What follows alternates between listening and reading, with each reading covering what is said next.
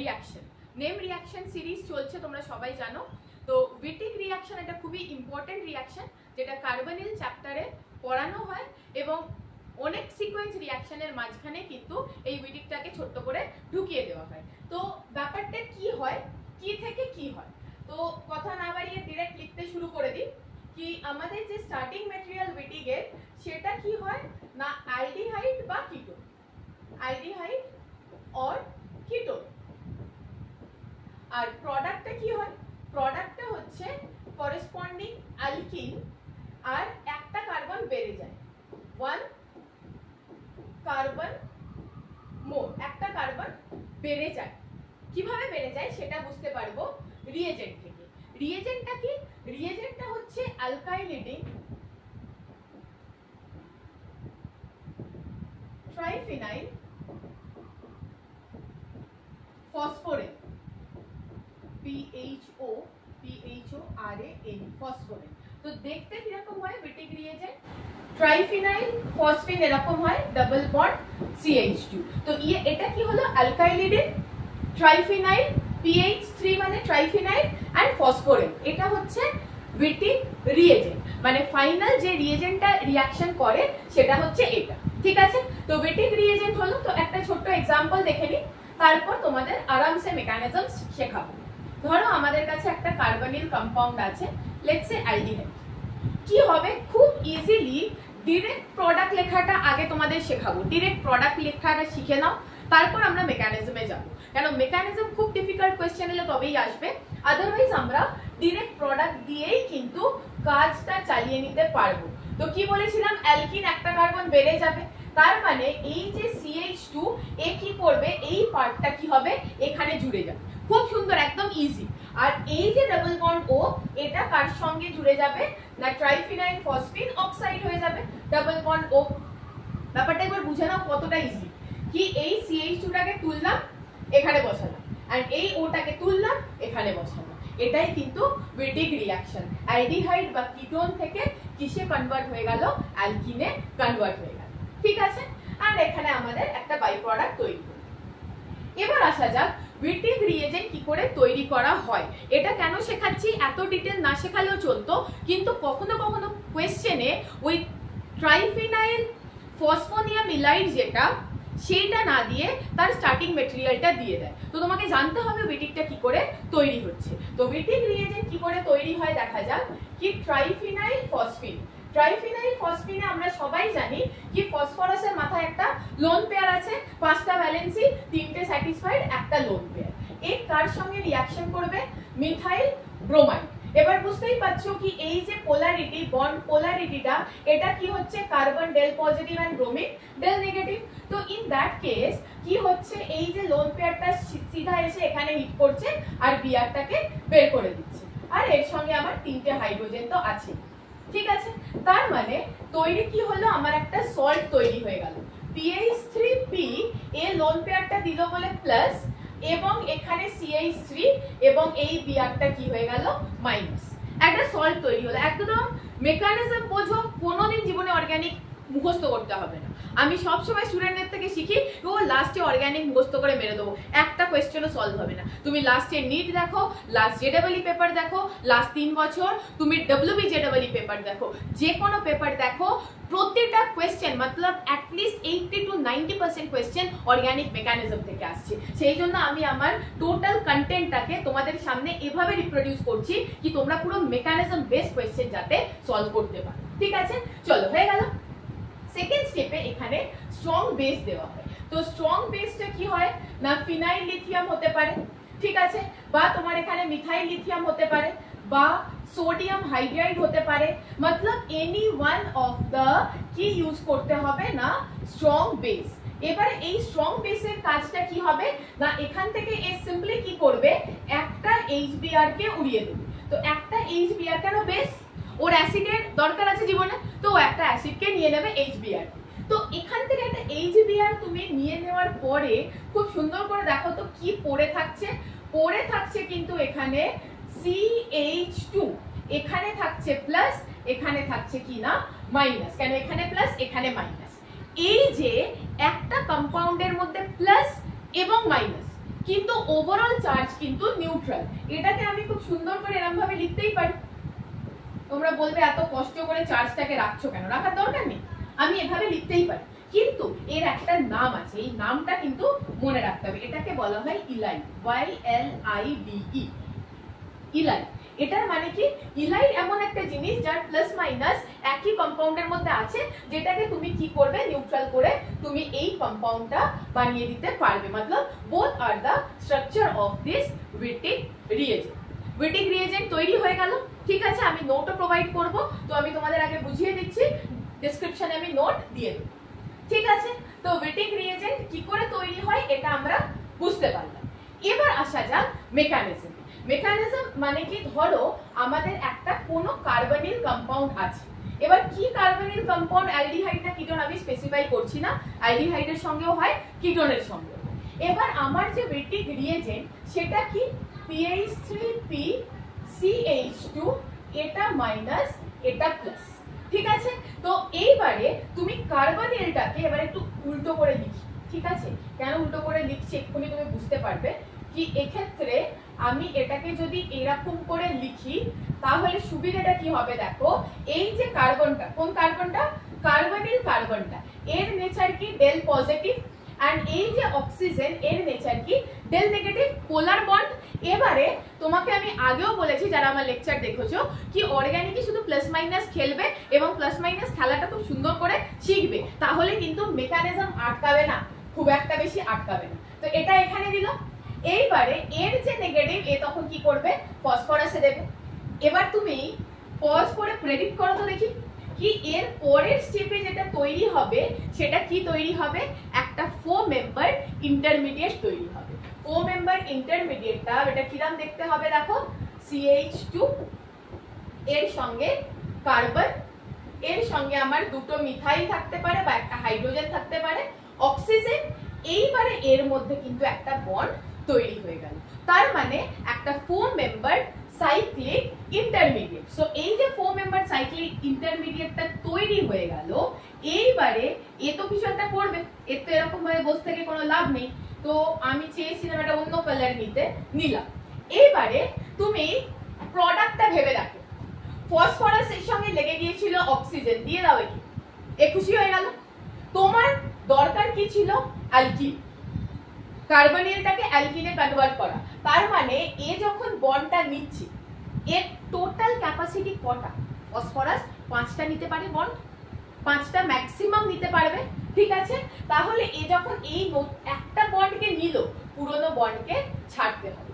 এটাও কিন্তু organic mechanism লেখার একটা খুব ইম্পর্টেন্ট ক্লিউ, কি তুমি যখনই একটা নতুন বন্ড কারোর সঙ্গে তৈরি করবে, তাকে তার পুরনো একটা বন্ড ভাঙতেই হবে, because the valency is fixed. কার্বনের 4টে ভ্যালেন্সি, তো তুমি যদি একটা নতুন বন্ড তৈরি করো, পুরনো একটা বন্ডকে ব্রেক করতে হবে।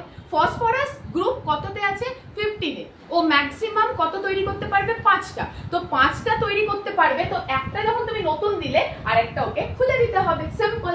তাহলে আমার যে প্রোডাক্টটা তৈরি হলো সেটা কিরকম হলো, PH3P double bond O plus এইখানে আমার যা আছে থাকলো, এখানে আমার আর থাকতে পারে, H থাকতে পারে, যে কিছু থাকতে পারে।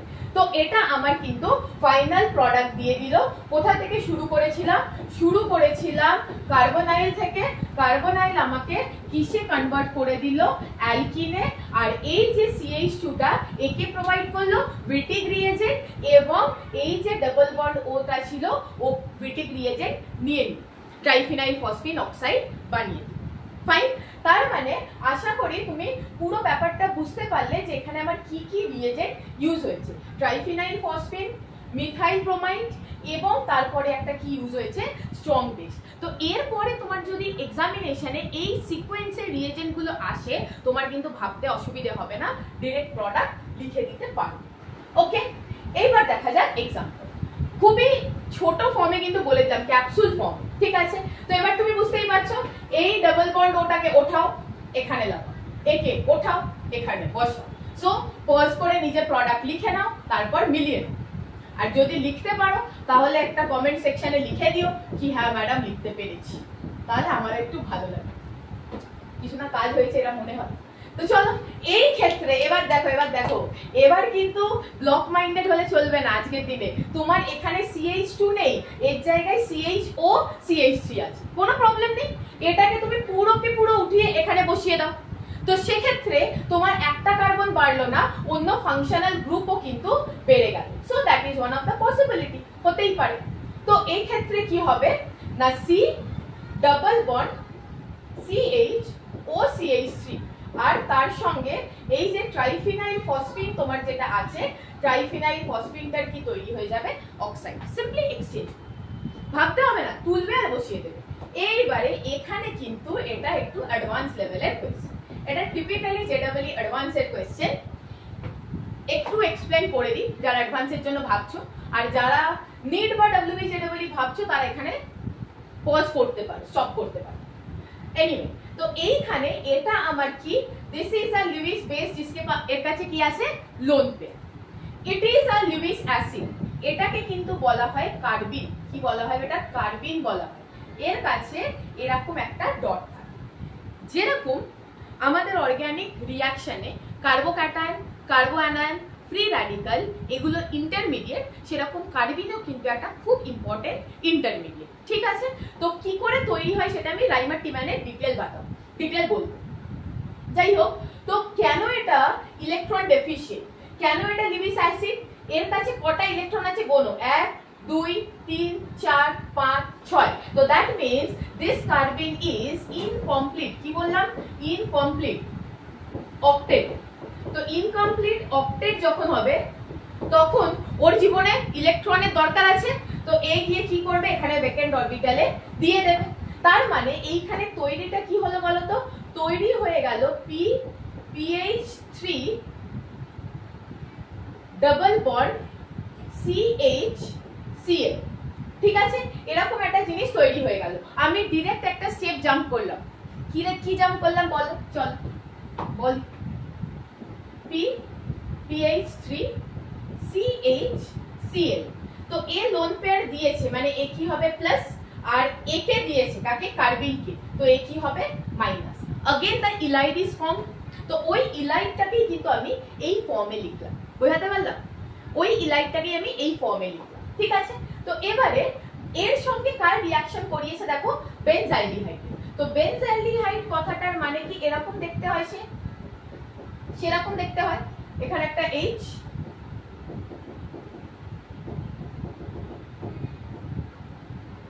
আর এখানে ডাবল বন্ড O। ওই কাজে তুমি করবে, এই ডাবল বন্ড ওটাকে তুলে ট্রাইফিনাইল ফসফিন একে দিয়ে দেবে, আর এখান থেকে ডাবল বন্ড CHCl টাকে উঠিয়ে এখানে বসিয়ে দেবে। তাহলে প্রোডাক্টটা কি হয়ে যাবে, প্রথমেই আমি এটা আগে লিখে নিই, PH3P ডাবল বন্ড O। এইবারে এখানে কি তৈরি হবে, বেনজাইলডিহাইডের এখানে এইটা PH ring CH double bond CHCl, মানে এই পুরো পার্টটাকে চোখ বন্ধ করে তুললাম আর এখানে বসিয়ে দিলাম, আর এর যে অক্সিজেনটা সেটাকে তুলে ফসফরাসকে দিয়ে দিলাম। তাহলে যদি মেকানিজমে কখনো ভুলেও যাও কি মেকানিজম মনে পড়ছে না, ডিরেক্ট খেলে কিন্তু তুমি বেরিয়ে যেতে পারবে। ঠিক আছে, এইবারে আমি আসছি আরেকটা অ্যাডভান্সের পার্টে, সিমিলার রিঅ্যাকশন। সিমিলার রিঅ্যাকশন মানে কি, যখন জেডাবলি অ্যাডভান্সে কোয়েশ্চেন দেওয়া হয় তখন দেখা হয় কি বাচ্চার কতটা অ্যানালিটিক্যাল মাইন্ড আছে, বাচ্চা যেটা পড়েছে সেটা কতটা রিপ্রোডিউস করতে পারছে ইন ডিফারেন্ট ওয়ে। তো এইবারে তোমাকে আমি যে ট্রিক্সটা শিখিয়েছি, তুমি একদম চোখ বন্ধ করে দেখি তো প্রোডাক্টগুলো কি করে লিখতে পারো। এ ডাবল বন্ড ওটাকে ওঠাবে, ফসফরাসে দিয়ে দেবে। ঠিক আছে, তার মানে আমি আগে বাই প্রোডাক্টটা লিখে নিই তো সুবিধা হবে। ডাবল বন্ড ও চলে গেল। এইবারে তুমি তাহলে কি করবে, R prime C double bond C, এবার কি এসে যাবে ডাবল বন্ড C R2। কি ইজি বলো তো ব্যাপারটা, ইজি করতে গিয়ে আমাকে অনেক পড়তে হচ্ছে। ঠিক আছে, যাই হোক, তো এটা কি হলো, কিটিন। এটা বলা হয় কিটোন, কিটিন, ইএনই মানে এখানে আরেকটা ডাবল বন্ড আছে, that is why it is কিটিন। এবার আসো আইসোসায়ানেট। আইসোসায়ানেট ওই এই ডাবল বন্ড ওটাকে একে দিয়ে দাও, তার মানে আবার আমি এখানে লিখে নেব PH3P ডাবল বন্ড O, এবং এইখানে আবার কি এসে যাবে R prime N double bond C। এবার একটু থেমে যাও, আবার এখান থেকে কি করো, ডাবল বন্ড C R2 নিয়ে নাও, ডাবল বন্ড C R2 নিয়ে নিলাম।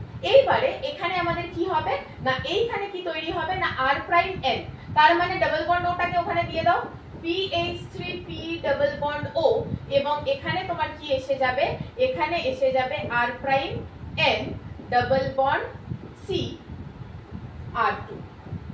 সুন্দর হয়ে গেল। এরপরে এইখানে কি এসে যাবে না এখানে ডাবল বন্ড NR, তো অক্সিজেনের জায়গায় NR টাকে তুলে তোমাকে এখানে দিতে হবে। কোথায় দিতে হবে, PH3P double bond NR, NR টাকে তুলে দিলে এবার কি পড়ে থাকবে R prime C double bond CR2। বুঝতে পারলে? সব সময় একটা প্যাটার্ন ইয়াদ রাখবে। প্যাটার্ন কি মনে রাখবে, চলো this is all about the waiting reaction. তো লাস্টে থ্যাংক ইউ বলার আগে একটা ছোট স্টোরি বলে দিই। আমার ছোটবেলা থেকে খুব ডিটেকটিভ গল্প, ডিটেকটিভ মুভি দেখতে ভালো লাগে, ঠিক আছে? তার কারণটা হচ্ছে সবকিছুর কিন্তু একটা প্যাটার্ন থাকে। তুমি যদি ওই প্যাটার্নটাকে ধরে নিতে পারো না, তাহলে কিন্তু দেখো যারা খুব খুব বড় মাপের ডিটেকটিভ, তারা কি করে দুটো তিনটে কেস স্টাডি করেই কিন্তু থার্ড কেসটাকে থার্ড বা ফোর্থ কেসটাকে নিজের মতো একদম প্রপার প্রেডিক্ট করে দিতে পারে, তাই তো? তো তোমার এক্ষেত্রেও কিন্তু দেখো ওয়েটিং যে আমি করলাম, এটা কিন্তু ধরো তোমার অজানা ছিল, কিচ্ছু জানো না তুমি এগুলো সম্বন্ধে, বাট তুমি জানো কি এই যে ব্যাপারটা তৈরি হয়, তো তুমি চোখ বুজে ভাবো কি তুমি এই আনসার গুলো লিখতে পারতে না? নিশ্চয়ই পারতে, যদি তুমি প্যাটার্নটা জানো। তো এটাই বলছি কি নিজের একটা নোট তৈরি করো, নিজে একটা প্যাটার্ন বানিয়ে নাও, তাহলে কিন্তু কম্পিটিটিভ এক্সামে খেলা খুব সুবিধে হয়ে যায়, ঠিক আছে? তো এরপরে আমি কয়েকটা নেম রিঅ্যাকশন করিয়ে নেবো, ইম্পর্টেন্ট নেম রিঅ্যাকশন, যেসে রিফর্ম এক্সকিউ হয়ে গেল, পার্কিন রিঅ্যাকশন হয়ে গেল, এগুলো করিয়ে নেবো, নিয়ে একসঙ্গে মিক্স ব্যাগ যে কোয়েশ্চেন সেটা আমি আপলোড করবো, ঠিক আছে? Thank you for watching.